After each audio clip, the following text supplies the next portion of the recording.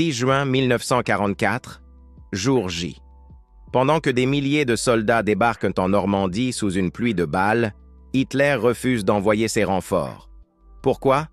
Parce qu'un fermier espagnol l'a convaincu que le vrai débarquement se fera ailleurs. Et le plus fou dans tout ça? Il a réussi grâce à 28 espions qui n'existent pas. Cette histoire est celle de l'homme qui a sauvé le débarquement avec un réseau d'agents imaginaires. 1941, pleine Seconde Guerre mondiale. Juan Pujol Garcia est un Espagnol ordinaire. Ancien fermier, propriétaire de poulets, il a développé une haine viscérale des extrémismes après avoir survécu à la guerre civile espagnole. Il veut faire quelque chose pour le bien de l'humanité. Alors, il contacte l'ambassade britannique à Madrid pour offrir ses services comme espion. Réponse des Britanniques. Non merci. Ils le rejettent. La plupart des gens auraient abandonné. Pas Pujol. Il a un plan complètement dingue. Si les Britanniques ne veulent pas de lui, il va se faire recruter par les Allemands. Il crée une fausse identité de fanatique pro-nazi, sauf que Pujol ne va jamais en Angleterre. Il déménage à Lisbonne, au Portugal, et commence à inventer des rapports sur l'Angleterre avec un guide touristique, des horaires de train et des actualités cinéma. Et ça marche. Les Allemands adorent ces rapports bidons et le payent généreusement. Mais en 1942, le MI6 britannique finit par remarquer qu'un agent allemand envoie des infos depuis le Portugal. Il le contacte et le ramène à Londres. C'est là que l'opération prend une toute autre dimension.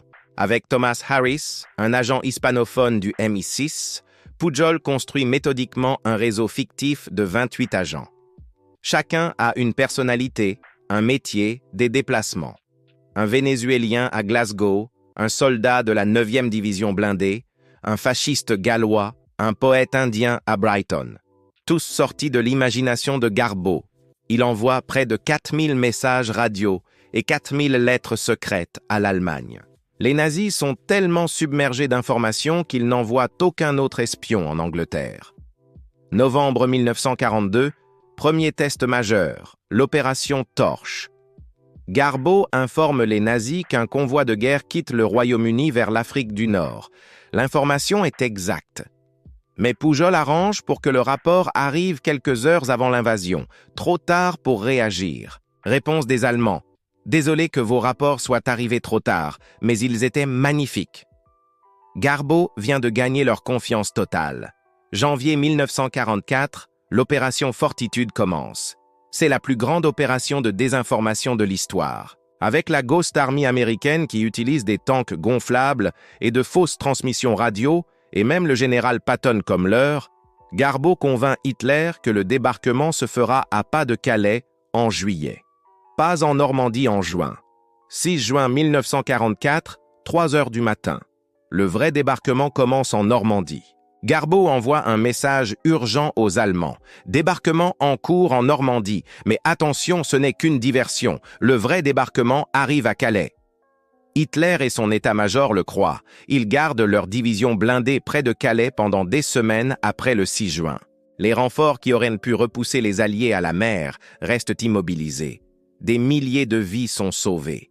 Les Allemands sont tellement impressionnés qu'ils décorent Garbo de la Croix de Fer par radio, puisqu'ils ne savent pas où il est vraiment. Les Britanniques lui donnent la médaille de l'Empire britannique. Il devient le seul homme décoré par les deux camps. Après la guerre, l'histoire de Garbo reste secrète pendant 50 ans.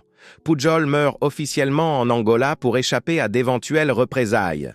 En réalité, il s'installe au Venezuela et ouvre une librairie. Ce n'est qu'en 1984 qu'un écrivain le retrouve vivant.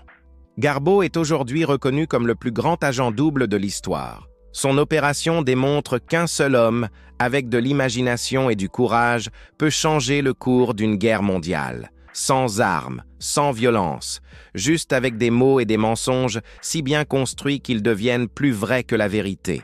Dans la Ghost Army, on utilisait des tanks gonflables. Garbo, lui, a utilisé quelque chose de plus puissant, l'imagination. Et c'est cette imagination qui a contribué à la chute du Reich.